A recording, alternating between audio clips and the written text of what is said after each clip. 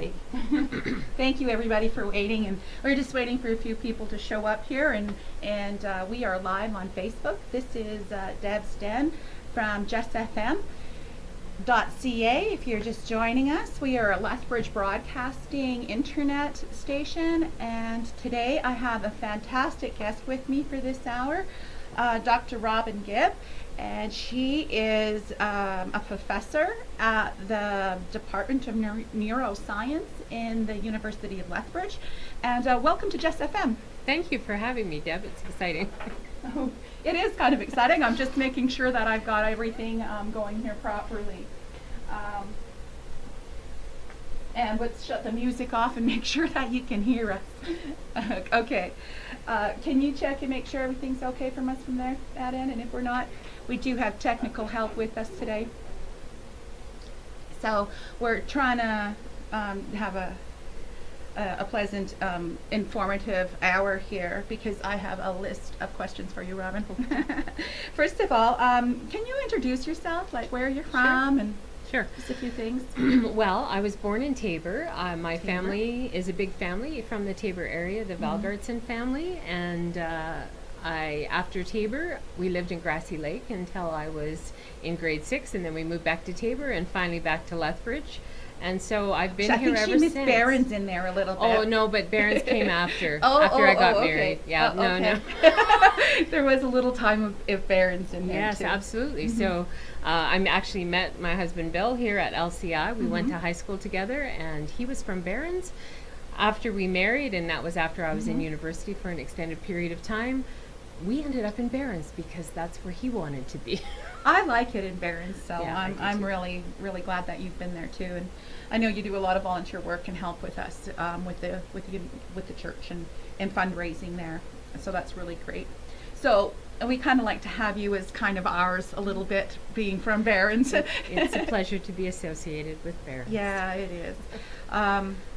So the reason I have you on today is because there's a big thing going on at the university. There's a big addition going on there, Yes. and that's really exciting. It is. Uh-huh. It's absolutely thrilling. It's the new science building, Destination Place. Destination Place. Yes, the neuroscience department has a piece of that building. So Yeah. I just had a tour last Friday. It's so exciting because we have this beautiful common area where we can sit and gather and have a bit to eat and just discuss life. And it overlooks the river valley and the train yeah. bridge. It's very nice. Well, so it's excited. even nice to be able to look at the university and see the progress that's going on there, and not only that it's great for your department, but it's also bringing work into Lethbridge and employing people here. And I know my son is one of the plumbers. I think So- they say it's 700 people on site last Yeah. Friday. Wow. So lots of folks. Yes. And it will house all of the sciences. So it's nice to have that proximity of people Yeah. you can ask questions to very near. Is there anything like that close to us, or are we kind of breaking edge here a little bit? Well, our neuroscience department actually was the first neuroscience department in Canada. And we're a standalone unit. So we had our own building and everybody in the same area. And that was also unusual because most neuroscience departments are spread out across campuses. They have people from different faculties because Right. it's a diverse sort of area of study. But we Yeah. were unique in that we had everyone together, and we'll remain together in the new building along with all the other folks that are. So this is a huge, when you're driving by Whoop Up Grounds or Whoop Up Drive, you can see, and even from Scenic, you can see the huge amount of this department, how important this department is to Canada. And actually, I believe this is important for the whole world and health with neuroscience. Well, we do have a number of neuroscientists in our department that are world renowned Wow, for like the work you. that they've. Well, maybe not yet, but we're working. No, I think that this little thing here, I'm just. Do you mind if I show No, this? by all This means. is amazing here. This is what dreams are made of. When you're doing work and to receive an award like this, and this is the Governor General Award. What does it say on there? It's Governor General Award, the gold medal Of Canada. for academic achievement, and I received one for my master's work, and I also received one for my PhD. So wow, it would be a once in a lifetime to experience getting a beautiful gold medal given to you from the Governor General of Canada, but not only one, but two gold medals. So just amazing to have you as part of the community of Lethbridge, and to know that people have this opportunity in town, and I'd imagine people come from all over who will be coming. What is the future of the department? Like, what are they Well, looking? we've had some exciting changes in the Yeah, last little huge. while. We have a new MRI facility. Wow. So it is run by a privatized company, but we also have research time on that magnet. So it allows us now to have an opportunity to actually do some human imaging of the brain in action. So up to now, most of the work has been done on animal models, Right. using rodents, typically rats or mice, and then understanding how various experiences change the animals' brains. We'll be able to actually see that in humans through development as people are aging. Through all the stages. Through all the stages. So the possibilities are really endless about the kinds of things that we can discover. Are they going to be, like, I know this is an MRI, and I know for people who have injuries, there is a humongous waiting list to get an MRI, which is really sad. But I think that, are they going to be opening that up to... It's totally private. Is So it? if you're willing to pay, and I think typically, I'm not sure, but I think it's around $600 to get that an isn't MRI too bad, done actually. here. So and Because you can go in and just get it done. you can, Yeah. and it is a state-of-the-art facility, and not that I'm trying to drum up business for them, but No, I think it's important. It's a brand new magnet. It's really has remarkable capabilities. Well, So- especially if people don't know and they're scared about their health and they're on a waiting list and there's nothing that they can do, there is something you can do. You can contact the university and say, yeah, you know it's what? called the 3UT Center, The Magnet 3UT Center. Yeah. Magnet Center. And if you look up 3UT, they do imaging of all body parts. It's not just the head. So you don't have to have a brain problem to go Right. there. Anything at all. So that's an opportunity that's really important for people here and wherever. If you know somebody who's really in need of an MRI, please do call the university and get some information on that. So, and then we also have this book here that is Yeah. just really Yes. fascinating. This is like a textbook, right? It is a textbook. This is not a bestseller on the best-selling No. list. This is, I'm not sure, I got it on my Facebook here. I'm going to just bring it up here just a little bit closer so y'all can see this. And isn't that amazing? We're really, really, really proud of her. So, what are you going to be teaching from this book? Well, Are you yes, the teacher? I am teaching this course, the neurobiology of brain and behavioral development. I'll be teaching it for the first time in January. The book came out last November. I was approached by Elsevier to author a book or By edit who? a book. The publishers of this book are Okay. Elsevier through Academic Press. And they asked me if I would be interested in doing a book on brain and behavioral development. And they said I could either write it or I could edit it. And so I felt that it would be more appropriate to edit and invite experts in other areas I to noticed that in your contribute. bio, the thing that was like, she sent me a copy of her bio, and I thought, oh, this is great, until I realized it was over 30 pages long, and I thought, oh my God, I would have to write a book just to say what's going on here. So I just had to go Yeah. with a list, and it's Yeah. just amazing. So this is going to be a program. Yes, this is a course I'll be teaching in January of 2019. Okay, so So that's that'll coming be up the soon. first time taught, and it will be a course on brain development. So it's really geared for about third-year level university students, and it covers soup to nuts, essentially. We talk about the actual physical architecture of the brain and how it gets put together, then how experiences impact that, what about the behaviors that are developing. We also talk about various influences on development, and we even get into the socioeconomic status and all kinds of social conditions that have a huge impact on brain development as well. So I think I'm quite proud of it. No kidding, it's beautiful. I'm quite proud of you for it. And I'm really excited. So when we're talking about brain neurology, what would you, in a short sentence, what would you call, give me a definition of what is brain neurology?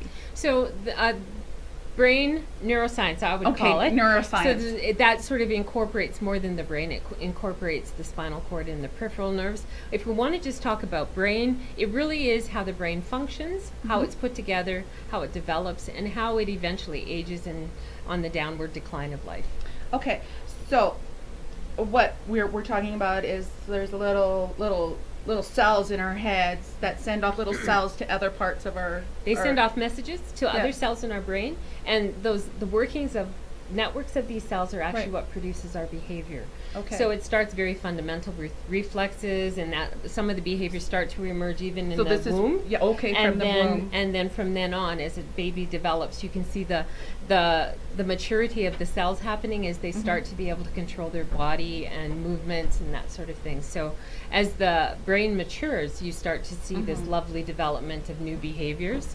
And it turns out, and this was kind of a surprise for neuroscientists, that your brain isn't finished until you're about 25 years of age. Oh So my gosh, the your brain brain is is finished? developing for a very long time.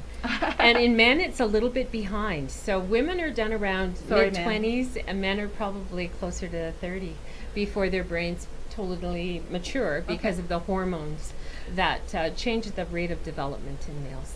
Okay, so then by 30, say for women, we are who we are. Well, it turns out we change a lot by Unless our we experiences. really go out of our way to reprogram those cells, right? Yes. Our experiences do have a profound effect on who we become and how we interact with the world. So And if a child is born and has a wonderful upbringing, and it's a good chance that they're going to turn out to be incredible, wonderful, beautiful people. that's But absolutely true. sometimes, okay, so I know that you're doing this, but is there something that there's got to be a reason so you can heal something, Oh, right? absolutely. So let's talk a little bit about Absolutely. how the healing happens. Yes. So as you just described, when you have a happy, healthy, nurturing family, typically brains grow very well and children Yes. do very well as they enter education and eventually society. But that's not the case for all little people. Right. Many people suffer what they call adverse childhood experiences. That's called ACEs, and you're going to hear this all over Alberta coming up because it has totally been embraced by the health community, by the education community, by government agencies, understanding that if we don't make it right for our little people, it's going to take us more effort to make a difference for them as they get older. So clearly the best time to make a difference for a child is in the first 5 years of life. I would Until they guess. enter school, their brain is super plastic. So that means experience has a bigger impact on how their brain is wiring up and developing. But if you wait a little longer, it takes more effort, it costs more money. Because they've already got They've that established learning. connection, and they have that learning, this So those background. connections are already going from A to B and A to B, Yeah. and then now you're going to have to rewire Yeah. them. You have to change that, Yeah. however the system is wired and what it becomes responsive to. So as it turns out that if children have a number of early adversities, and that includes if you have a physical or sexual abuse or emotional abuse, physical or emotional neglect, if you've had a parent who has mental health issues, if you have parents Or an who accident even. Oh, or a physical fall, accident, a blow, absolutely. yeah. But parents who have divorced, or you lost a parent through death, That's stress. any of these kinds of things cause extreme stress for the little person. And everyone has an ACE number. So typically they ask you 10 questions, and of those 10 questions, you decide how many of those things have happened to you. I feel very fortunate that my ACE score is 0. I never had any of those things happen to me. But clearly, I'm a lucky person because Yeah. only 1/3 of all people in society have had 0 ACEs. I know I've had quite a few blows. Yeah, and just car accidents, but falling off it the turns roof. out that much can be done later on to take away the negative programming that those early ACEs bring to the way the brain is developing. So with lots of positive experiences later, you can start to heal, as you said, things that have gone wrong or sort of off the tracks, and you can get that child back on a positive trajectory for development. So looking at a brain, because I know that's what you do. So if a child has had some sort of trauma, will they be able to detect that in the brain? You can see it in the brain. You can see it in the blood.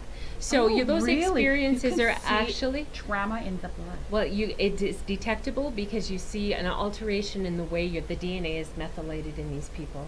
Wow. So it's clear that if some years ago people didn't think that anyone but adults could have post-traumatic stress disorder, but now it's clear that even babies can have post-traumatic stress disorder, and From being in the womb, even. well, I don't know, if but they they had a haven't tough done time? that. They haven't done that, to my knowledge, Deb. But Right. they have looked at babies who have witnessed one parent murdering the other parent. They have no recollection of it, yet they have all of those negative marks Well, on thank their God DNA. they don't remember, for one thing. Well, and it's true. People used to look at children and say, oh, well, thank heavens it's a blessing. It happened to them while they were this young because they'll never remember it and Yeah. they'll be able to move on.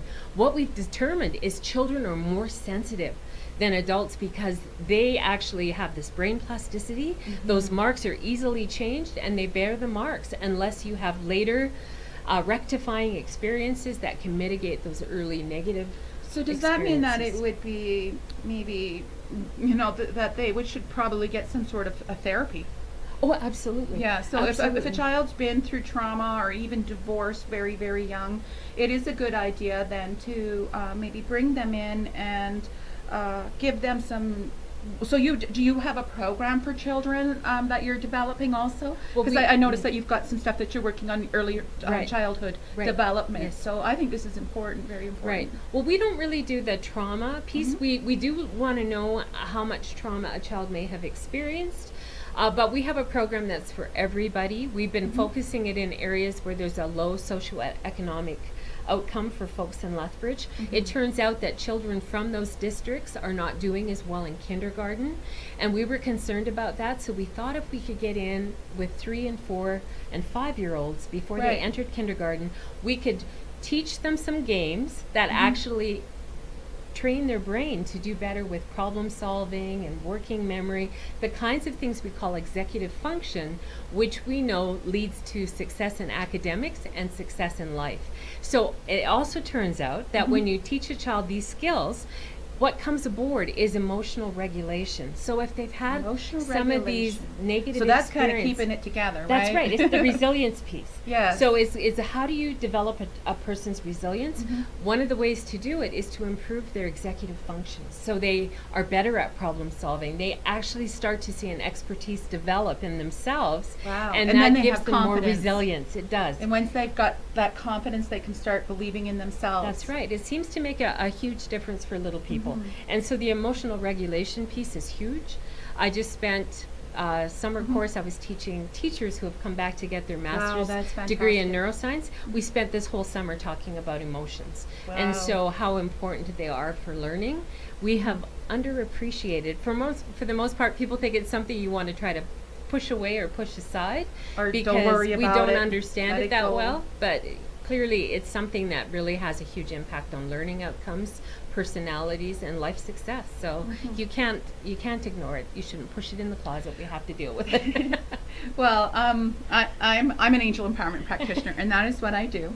And so how I look at it is that we have to teach people to forgive themselves and to find their confidence and to think about more about once you forgive everybody for everything, I believe that makes Huge. a change. It's one of the first steps. You Right. have to try to make sense of why your father was an alcoholic, if that's your ace. You have to try to make sense of why someone sexually abused you, if that's your ace. Once you can make sense of it, it turns out it no longer has power on you. Exactly. It no longer has the ability to change your body. What I failed to mention earlier is if you have a lot of these adverse childhood experiences, when you get to be in your middle ages, you have worse physical health and you have Right. mental health 'Cause issues. you're carrying as that You're baggage. carrying all that stress. You're allowing yourself to feel that negative garbage, and it will eat at you. Yeah. But if you make sense of it, that no longer has power over you. What I think is very exciting is the evidence shows us that you can get rid of the stress signs, the signals that are on your DNA. They come off, and you can enjoy good health and good mental and physical health as you get older. So I think it's very exciting. I think that, when going through the process of forgiving somebody, it could take a very long time, especially Years if sometimes. somebody's assaulted you, you've become handicapped over it, they've done something to you, and rather than taking on the victim role, because then you're going to continue that victim. But science says that if you, like with me, I decided that with some of the trauma in my life, I've decided that I don't need to understand it. I just need to forgive it. Forgive it. Because I don't think think that I could ever really wrap my head around some things and understand them, because my head doesn't work that way. So I gave up on trying to understand certain things and just said, okay, I just forgive you. And after repeating that over and over and over, I think that that's part of it too. Is the rescheduling, Well, they say fake it until you make it with emotions, and so you might not have really have been a heartfelt forgiveness in the beginning, but the more you practice it, the more you can forgive. It turns out it's huge as far as changing the way your any addiction. Yes. And that colors everything that happens to you. Right. So if that's happened to you as a young person, everything that comes along later is colored by those earlier experiences. So if you can forgive them, move on, then you have a more like a blank slate, ready to move on and experience and enjoy life as everyone is meant to do. Yeah, and everybody is just kind of going on their way, doing their thing, and stuff is basically just happening, and maybe everything is nobody's fault. I know it's a tough one to deal with. I do try to get people to believe in that we're all just trying our best everywhere we go. We are here in Lethbridge downtown on live TV.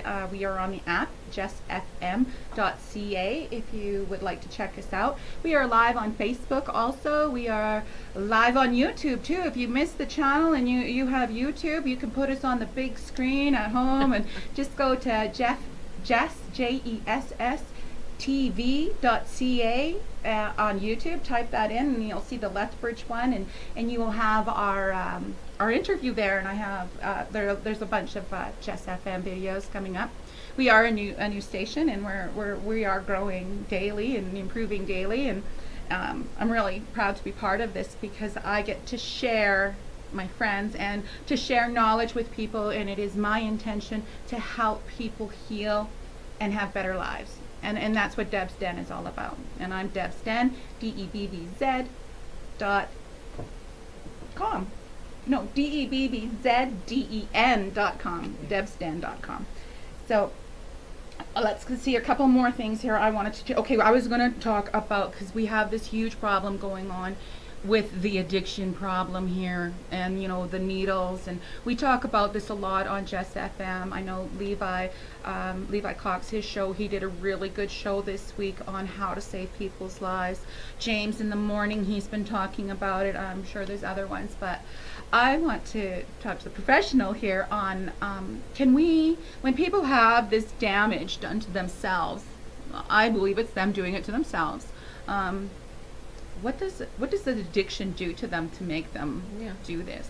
Well, let's go back to the adverse childhood experiences to start with. Yes. Because it turns out that if you've had many of those, you're more likely to develop an addiction to a substance or substance abuse. So it could be alcohol, it could be fentanyl, it could be whatever. But because of those experiences, you're always looking to ease the pain, and these kinds of drugs allow you an escape from your pain. It also turns out that when you expose your brain over and over again to drugs like this, it changes the reward system in the brain, and it sort of breaks the dial on the reward system. So no longer just eating food feels that rewarding, it's the drug that drives you to get that heavy duty release of chemical in your brain that feels so good. The dopamine. So that's how it starts. But it develops. So there's the addiction is more than one thing. It's more than the dopamine, which makes you feel good. But another thing that drives it is your natural opioid system in your brain. Right. So it's a two-part process. So we naturally have opioids going through our body, helping us, stimulating us. So people who run, moderating. they have a runner's high. That's your natural opioids that are produced in your brain. So it's a two-part system. The drug initially stimulates both things. The wanting part is the dopamine part, Right. and you get this huge release of pleasurable chemical, and the liking part is the opioid part, and you like the drug.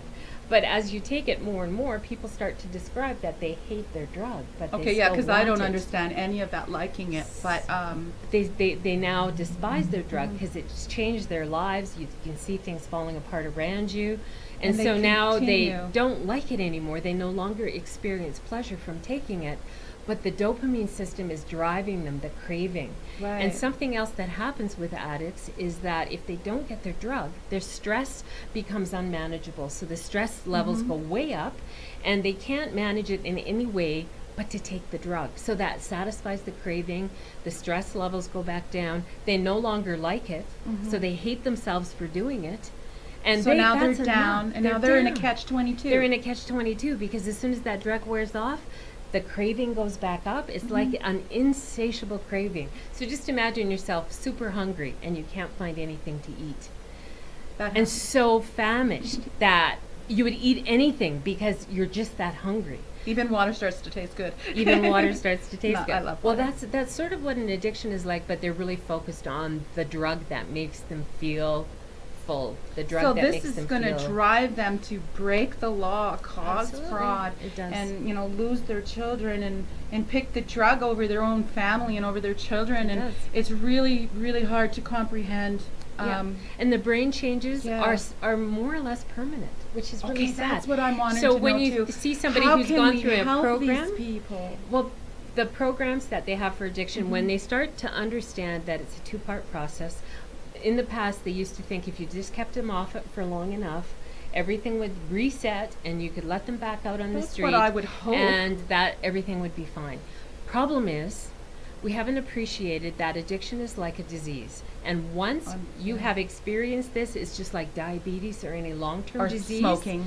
You have constantly have to be monitored to make sure that you're meeting the requirements to keep your health in check.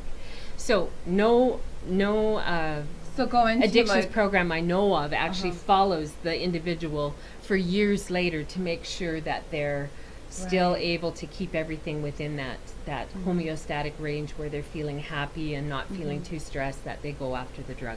And it requires a lot of effort to do it. and will. And will, absolutely. I think that no matter how much you want to help somebody who's an addict, until they've decided and realized, yes, I'm an addict, I need help, and I'm going to do what it takes to change. But I have clients that were addicts, and I mean, she's 27, lost her children, and just kind of I was called by her family, and she was in critical condition in the hospital, and she had been given whatever drugs that they in the safe spot, and stole a vehicle and camped out at the safe spot for injecting, and ended up flatlining and ended up in the hospital. And all kinds of sicknesses start with that too, like because they're putting garbage in their veins and all kinds of stuff. But she expressed to me that she figured that she was good because she knew how to clean the drugs before she injected it. And I thought, well, holy, like that's what comes with addiction is That's- we talked about the executive functions Yeah. earlier. You don't use them when you have an addiction because you're so driven by whatever the so drug that just is. shuts off It that shuts logic. off this shuts off. prefrontal cortex that's trying to say this is such a bad idea. It's hard on your health. It's hard on the people around you. You're losing money doing I'm it. losing my children. All of that can be completely silenced by the need for the drug. And that's where Terrible. it's lost the reward system, the balance has been entirely lost. But I want to share with you a wonderful resource for people who want to try to understand addictions Okay. better. You'll be able to pause this and come back. Okay. So if you missed your pen, do tune in a minute and come back. So Alberta Family Wellness Initiative is an initiative that has Alberta Family Wellness Initiative. Alberta Family Wellness Initiative. So the acronym is AFWI. If you type that in the internet, it comes up with this free online course, Brain Story Certification. Wow. And this Brain Story Certification is good for anybody who has an interest in brain, an interest in child, an interest in development, in child mental health, in addictions. It covers it all. what I love about this course is it's easy to follow. It's presented by experts in the field. And at the end of the course, you get a certificate if you've completed it and answered all the questions. And so it takes about 30 hours to go through it, but it's a logical progression of how your brain is developing, if you've had adversities, how things go wrong, how child mental health can be affected by that, and how eventually these people could seek out drugs because things haven't worked out well for them. And it turns out it becomes an intergenerational problem, because if a parent is addicted, the children are suffering, they have ACEs in their lives, and they're more likely to use drugs later on as well. So it's important for parents to step up and do that. Well, this is why we have this do program. right by their kids. It's supposed to be a preventative measure for addictions. We're really working on building the executive function, the resilience piece. So if they've had those exposures, they're going to be a person that comes out the other end okay. They're going to be a person who doesn't need to rely on the drug because they have that internal well-being, the sense of who they are and what's happened to them and why it's happened, and move on and let's still have a happy life. So ultimately, if you build those skills, you tend to finish school, you tend to do better in your academics, and you do better in your life. So I imagine this applies to, doesn't really matter how old you are. No, if you're highly motivated, you could be 60 and you can improve your executive function. Yes. But clearly, all the way until your brain is finished developing, which we know now is probably closer to 30, I always thought it was like 12. Most people do. Most people do. That's one of those, what they call neuromyths. I'll be 12 forever. But I think it's exciting to know that in that developmental period, that ability to change things is really resident in the brain. So you can really make a difference with having the motivation to change things and having the right sorts of experiences. We often look at adolescents and kind of forget that their brains are completely reorganizing in this executive region. And that's why they're so hard to understand. Because one moment they act like a child and the next moment they act like an adult.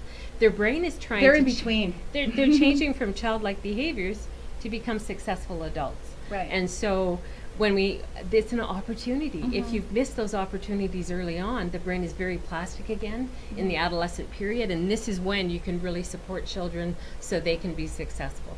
And I think that also with children, when we're trying to make them, is give them space to be successful. Oh yes, absolutely. Let them build that little lemonade stand, they don't need or a sell helicopter their parent. toys. Yeah, let them breathe a little bit. And I know what's going on with the planets right now too. We're really in a lot of stuff. So there's a lot of energy. And kids, I think that's one more thing I wanted to talk about is it possible that the magnetic pull of the moon and the planets that are coming around, is this measurable at all? Do you know? I'm sure it is, but I don't know who would measure it. Okay. Probably the physics people can measure it. But the Schumer effect shows that what the different waves are on. It's a science site from NOAA. That shows the different waves that are hitting the planet, and it shows and those can like a full moon, it's known. I mean, my cat killed a bat last night. I know it's so close to the full moon. It's like she has to go out and kill a bird or something like that. And so you work with animals and stuff like that too. I do, yes. So you'll see them acting and behaving strangely too. Yes, so I imagine we do. Yes, yeah, they do. I've never tried to equate it with the full moon, but perhaps I've missed something important. Yeah, I'm not sure. that is something that I watch because I watch the planets.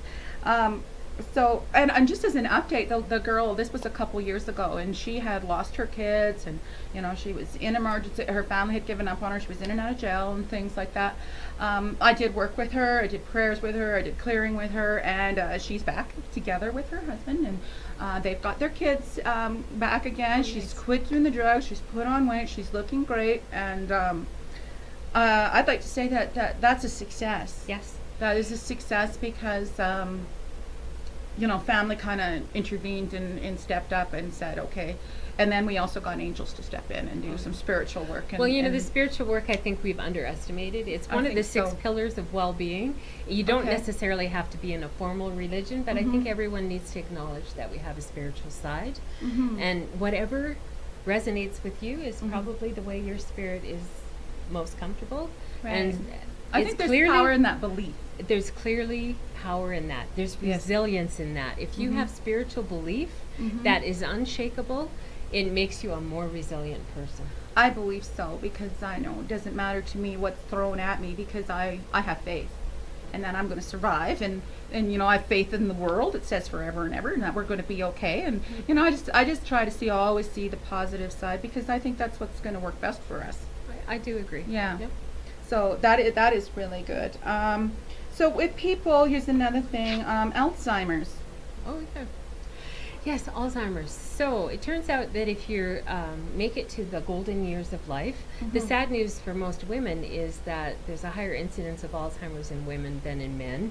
And Alzheimer's is a neurodegenerative disease that causes these plaques and tangles to form in the brain that inhibit the proper functioning of the neurons there, the cells there. Right. So as that happens, you start to lose your behaviors, your memories. It starts in the memory centers in the brain, unfortunately, and then it spreads from there into the other areas. But this isn't like bound to happen to every old person, is it? It turns out there's a lot you can do, and Yeah. much of it is lifestyle choices. Right. So you take good care of this, you're taking good care of this at the same time. And when you take good care of this, things work better Well, as you get older. I was reading, and I said, well, the basic point we have, a body, is really just to house the brain. Essentially, it's that's the way I would look at it, being Yeah. a brain scientist. People who study other parts of the body, like the gut, may disagree, but I think it's really we have a whole lot going on in our heads, and I think it's just absolutely fascinating that you are putting us on the world platform on being leaders and helping people to. So this is what the point is, right? Is that we are helping people to fix. Like, so say somebody has a stroke. Can you help them recover? so much can be done. Yeah. So much can be done. And one of the exciting things is the building we're in right now will be vacated. So we have the Canadian Centre for Behavioral Neuroscience. It looks like the West Side Costco over there. It'll be completely empty once we move into the new building, except the magnet facility will still be there. Okay. So the university has been discussing what they'll do with the building, and one of the ideas has been that there should be a collaborative research institute for health. And so that Wow. would mean that any aspects of health that people are interested in, it could be nursing, it could be elderly, it could be children, any aspects, be it preventative or actually looking at the course of the disease or looking at treatment, any of those aspects would be things that could potentially be housed in the building that I'm currently in. So I'm excited about that, Yeah, because me it really too. sort of opens the doors to better understanding of how humans work. Exactly. And I was just, because a lot of people say, oh no, mom had our dad, or, my friend had a stroke, and will they ever come back? And you're saying there's hope. There is hope. There's I hope would that always, they can. the brain is a plastic, it's a plastic organ, and it's remarkable to me how many people think that what they see now is what they'll get.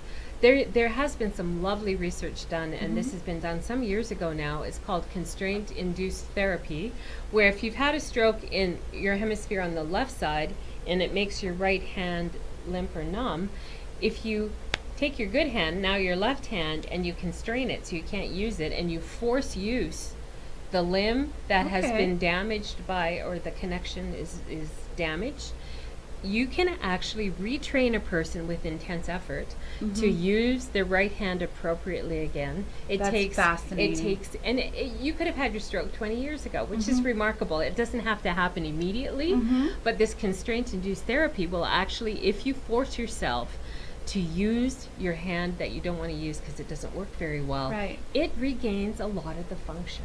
So you're able now to pick things up or manipulate a pen or things that you'd never imagine you Wow. could do again with that hand. That's incredible, to be able to be in a position where you can help people save. Really, it's saving their lives. Or, Yeah. well, I mean, I believe who we are as a spirit anyway, but to be able to use our body to do things is important.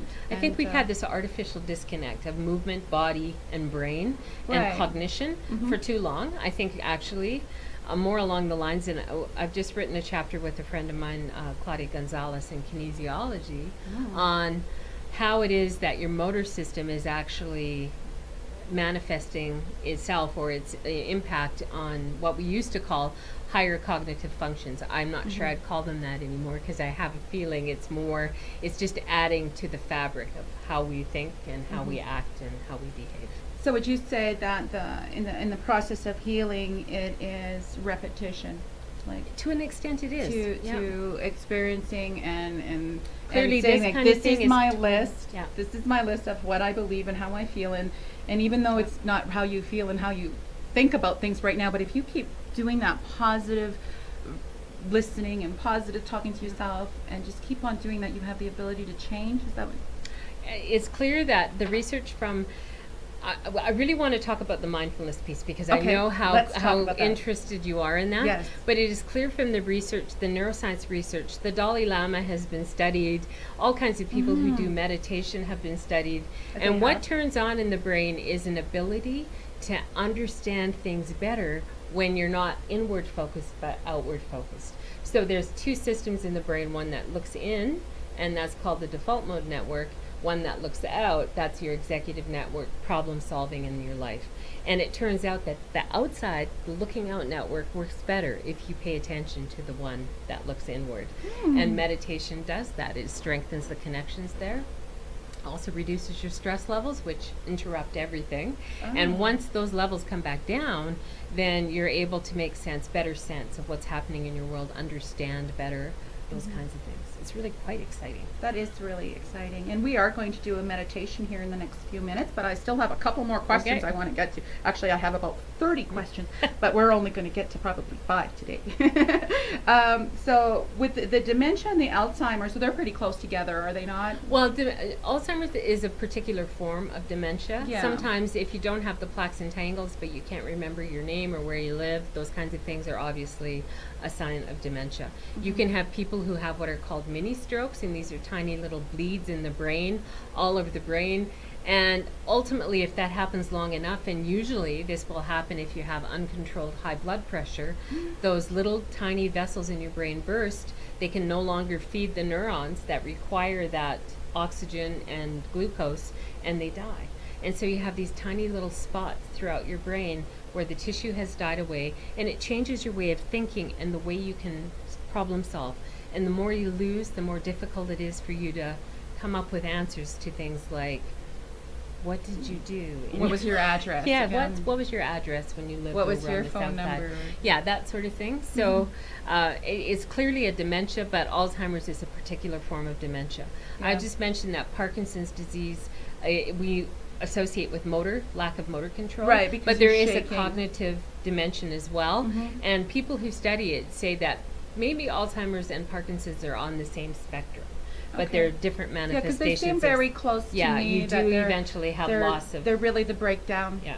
It feels like a breakdown. There's a breakdown, and in Parkinson's, it's typically you forget how to turn off the lights, or you can't remember what Gotta this get them clap on, how this clap off. how this mouse works.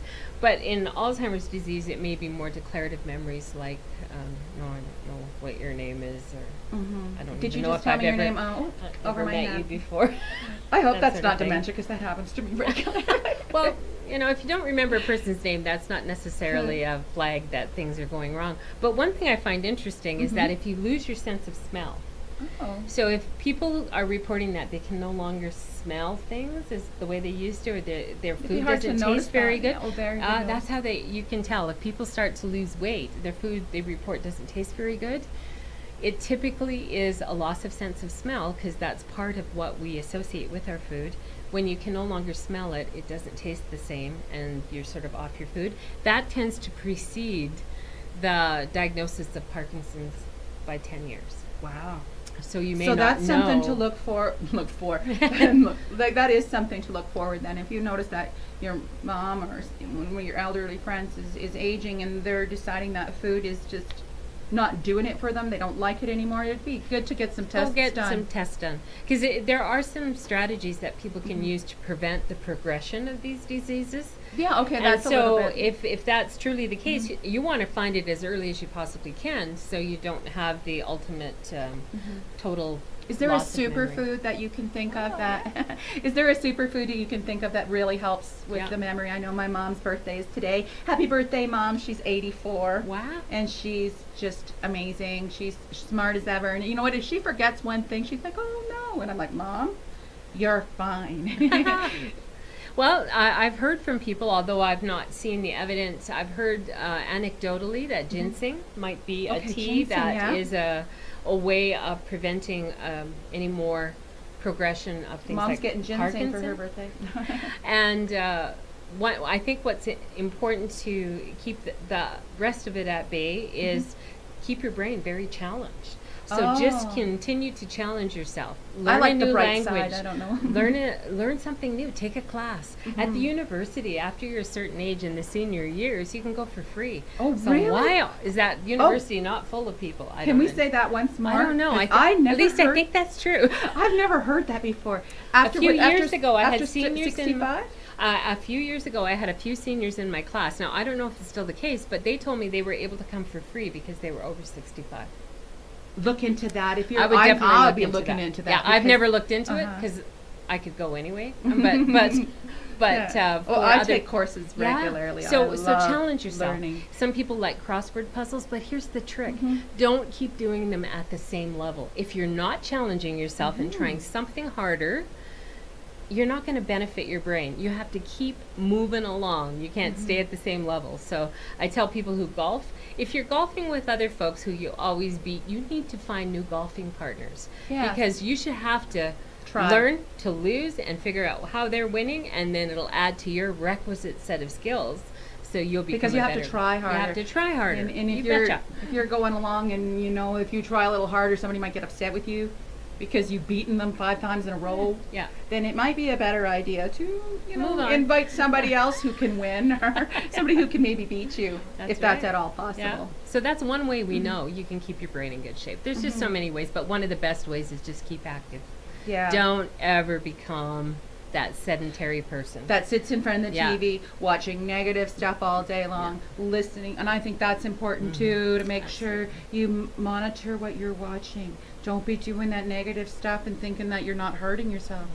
I think that if you're sitting in front of a negative TV watching negative news, Yeah. you're just like opening the door for that to be within you. And if you're watching the news and it's making you feel stressed out and mad, maybe find a channel that the news isn't just all. Or go outside for a walk. That's probably a better idea. I Just think stand that up is and go outside for a better. little walk Yeah. in nature.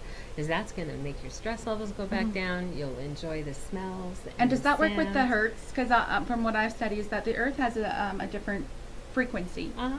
And the higher up we get, the frequency changes. Like, so if we're in a high rise, the frequency that's coming off of the earth is not as grounding I don't as know. if you walk down on the Oh, right. ground in your bare feet. You're starting to ground your body, and you're grounding your spirit, and you're grounding your energy.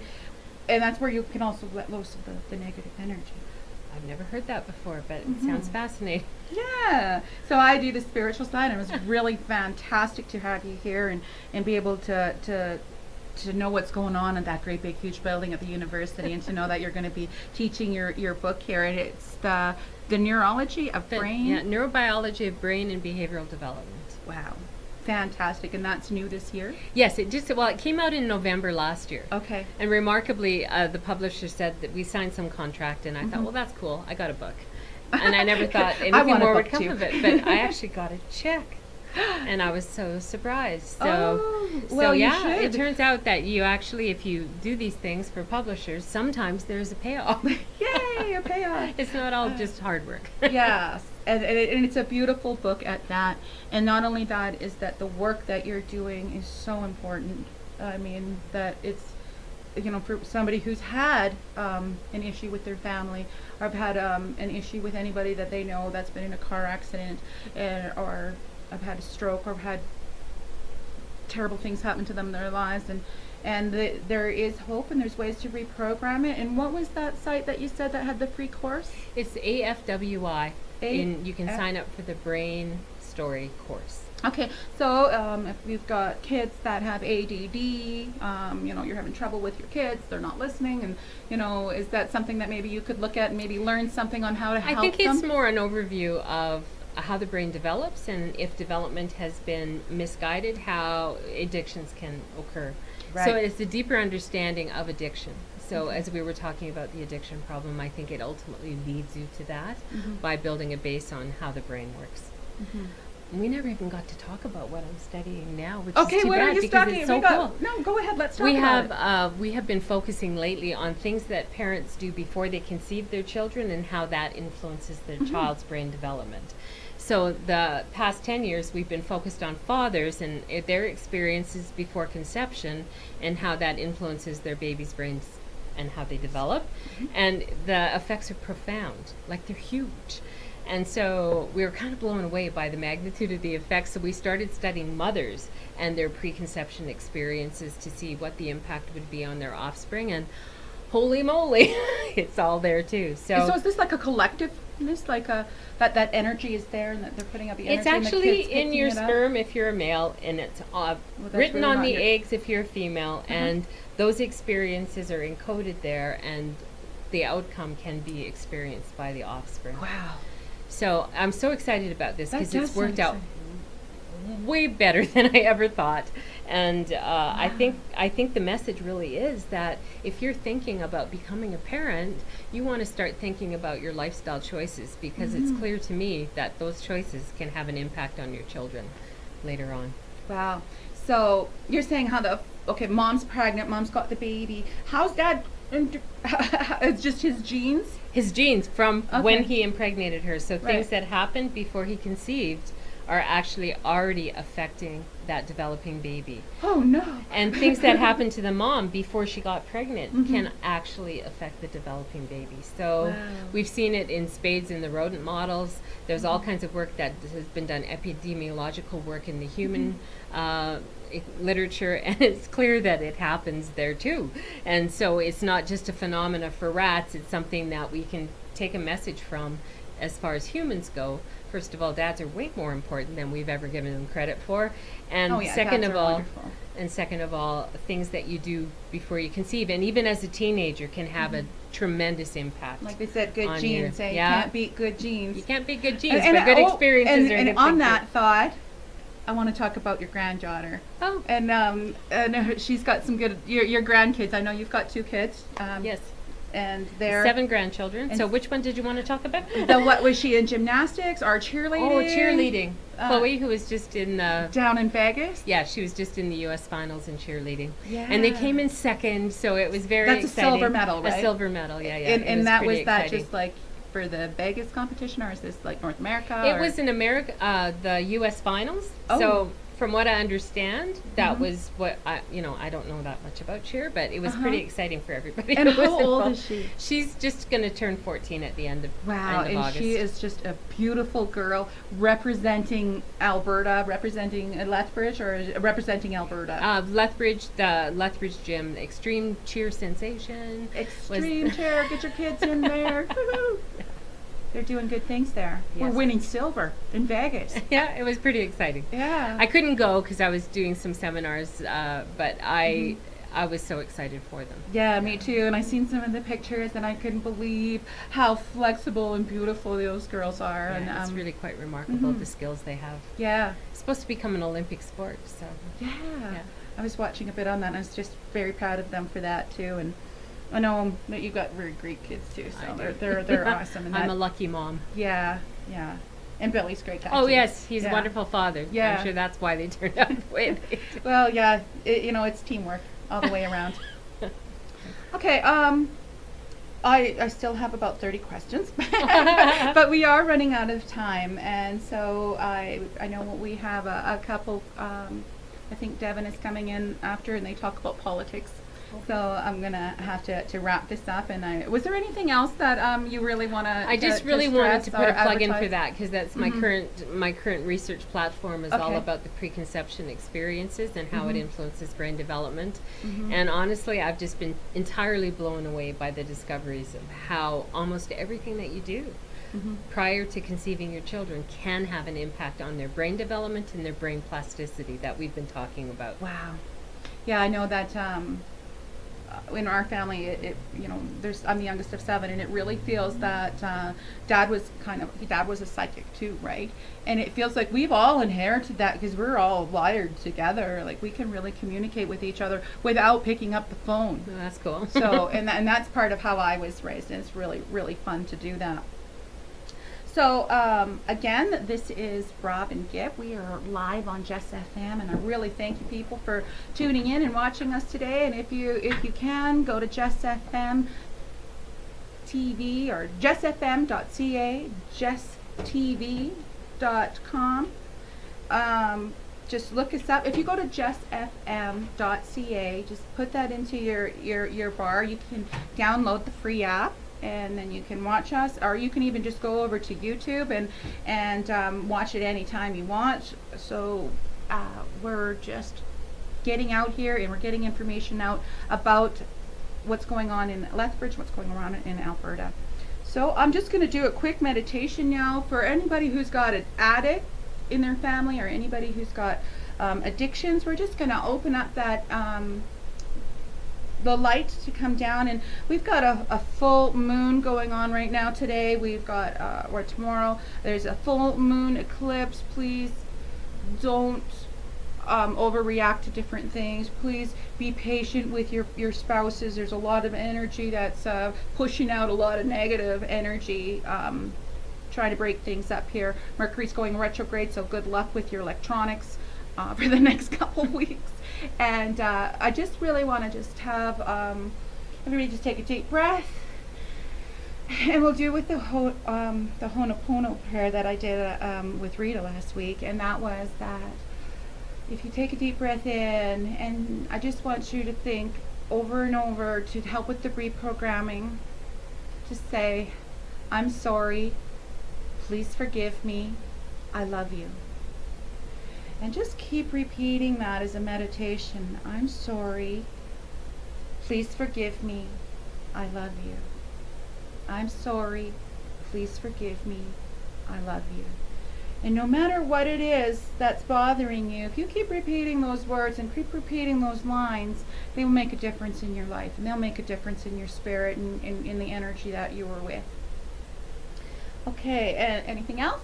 No, I think That was a real short, sweet little 3-sentence thing there. And I just want to say that I will be at the Lethbridge Handmade Market on the 4th of August. I will be doing readings and healings with the angels, and we have over 90 artisans right now. We open up at 9 till 4.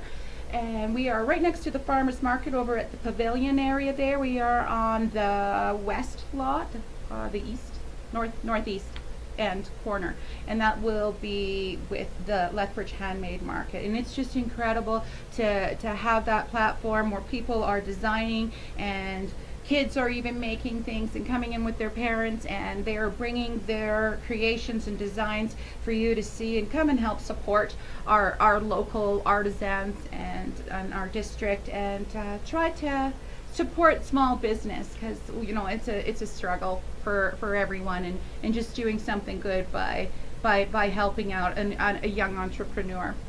And I really hope to see you there. Thanks for joining us on Jess FM. Thank you so much, Rob and Gib. Dr. Rob and Gib with us here today on Jess FM. Thanks for coming in. Thanks for tuning in. And I love y'all. Have a great weekend.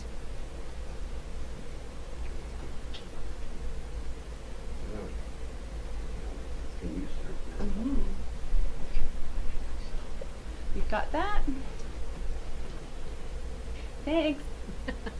Thanks for coming in. Thanks for viewing. Please like and share.